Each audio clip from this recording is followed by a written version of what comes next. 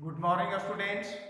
Today we are going to study new chapter अर्थात chapter 4 और इसमें हम लोग इलास्टिसिटी ऑफ डिमांड के बारे में पढ़ेंगे। मांग की लोच क्या है इसके बारे में अध्ययन करेंगे। मांग की लोच के प्रकार क्या हैं उसका अध्ययन करेंगे और इसी का कैलकुलेशंस वगैरह को हम लोग देखेंगे। तो मांग की लोच क्या है? हम लोग जानते हैं कि वस्तु के मूल्य में जब परिवर्तन होता है तो उसके कारण उसकी मांग की मात्रा में भी परिवर्तन होता है। अर्थात जब वस्तु के मूल्य में कमी होती है या वस्तु के मूल्य में वृद्धि होती है उसके कारण उसकी मांगी गई मात्रा में या कमी होती है या वृद्धि होती है। लेकिन यह वृद्धि कितना होता है, कितना परसेंट में होता है या किस रेशियो में होता है, इसी को जो मापते हैं उसको इलास्टिसिटी ऑफ डिमांड कहते हैं या मांग की लोच कहते हैं। तो हम कह सकते हैं कि मांग की लोच क्या है? मांग की लोच एक मापने का एक तरीका है जिसमें वस्तु के मूल्य में परिवर्तन के कारण, वस्तु के मूल्य में चेंज के कारण उसकी मात्रा में किस रेशियो में चेंज होता है, इसको मापने को हम मांग की लोच कहते हैं।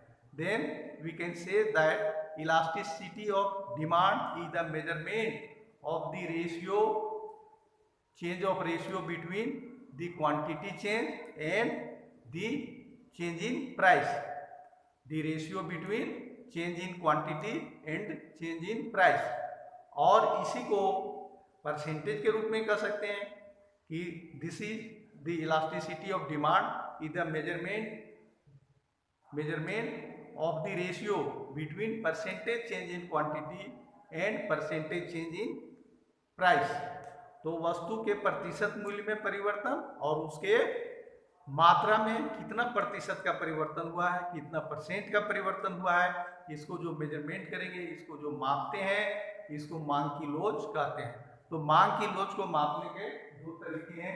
पहला है परसेंटेज मेथड, पहला है फर्स्ट है परसेंटेज मेथड या प्रतिशत विधि, और दूसरा है तो इसके लिए है, इसका फॉर्मूला हम लोग इलास्टिसिटी ऑफ डिमांड को ईडी से डिनोट करते हैं। ED, E for elasticity, D for demand. Elasticity of demand equal to minus sign लेंगे और percentage change in quantity divided by percentage change in price.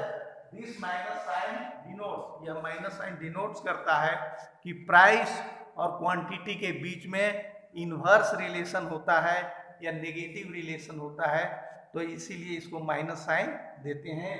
और दूसरा मेथड का अध्ययन करेंगे वह है प्रोपोर्शन मेथड और अनुपात विधि। इसमें भी ईडी से डिनोट करेंगे elasticity of demand equal to minus sign denote the relationship between price and quantity. तो इसको ईडी मापने के लिए माइनस डेल्टा क्यू मतलब क्वांटिटी में कितना चेंज हुआ है, क्वांटिटी में कितना परिवर्तन हुआ है, और डिवाइडेड बाय डेल्टा पी से तात्पर्य है कि प्राइस में कितना चेंज हुआ है। तो डेल्टा पी और डेल्टा क्यू हो गया। पी है या इनिशियल प्राइस है कि कोई वस्तु जब हम लोग शुरू में खरीदते हैं तो उसका इनिशियल प्राइस क्या था, प्रारंभिक मूल्य क्या था, और क्यू से डिनोट करते हैं कि वस्तु का प्रारंभिक क्वांटिटी कितना खरीदा जा रहा था। तो इसी के आधार पर मान करके चलते हैं कि किसी वस्तु का मूल्य शुरू में 10 रुपये था, ठीक है, किसी वस्तु का मूल्य शुरू में 10 रुपये था, इसलिए क्वांटिटी हम 100 खरीदे।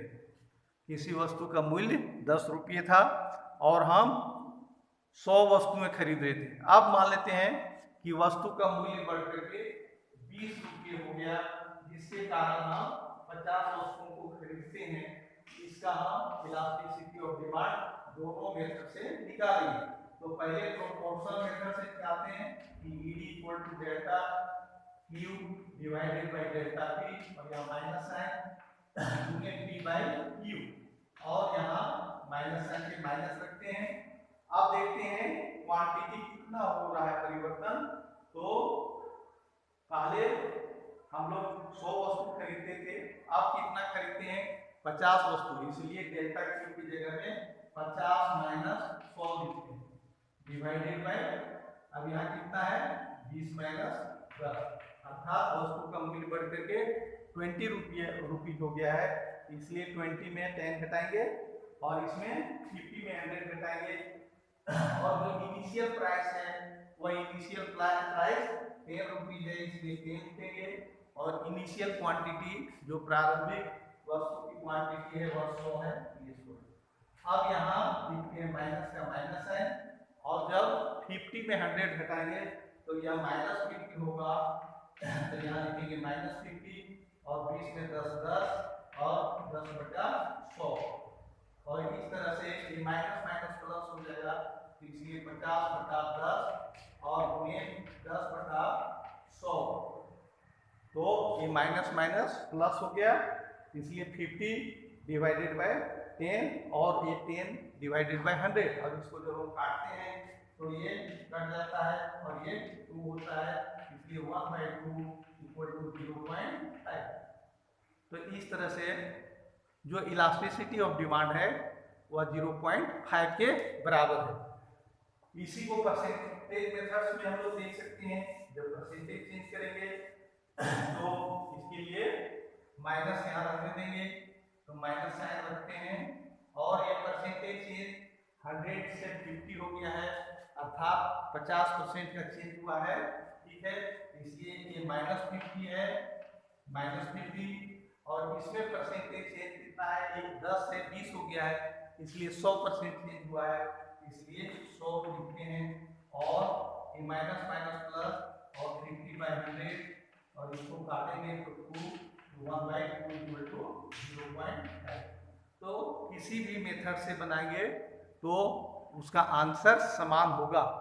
तो परसेंटेज मेथड और प्रोपोर्शन मेथड को पढ़ते हैं, इससे संबंधित जितने भी मैथमेटिकल्स हैं, जो ईडी निकालने के लिए या किसी में ईडी दिया होगा तो इनिशियल क्वांटिटी निकालना है या फाइनल क्वांटिटी निकालना है, कभी प्राइस निकालना है, इसमें आपके बुक्स में बहुत प्रकार के एग्जाम्पल्स दिए होंगे, उस एग्जाम्पल्स को बनाएंगे और इसका अध्ययन करेंगे, तो जितना मेहनत करेंगे उतना ही आपको फायदे होंगे, इसलिए इन चीज़ों को पढ़ेंगे और नोट्स को तैयार करेंगे, और किसी प्रकार के प्रश्न है तो ज़रूर अवश्य आप उसको पूछें, प्रश्नों को पूछें, जिससे हम उसके उत्तर दे सकें। तो आज इतना रखते हैं, और कल हम और इसी चैप्टर से आगे पढ़ेंगे, तो तब तक के लिए समाप्त करते हैं। धन्यवाद, thank you, have a nice day, thank you.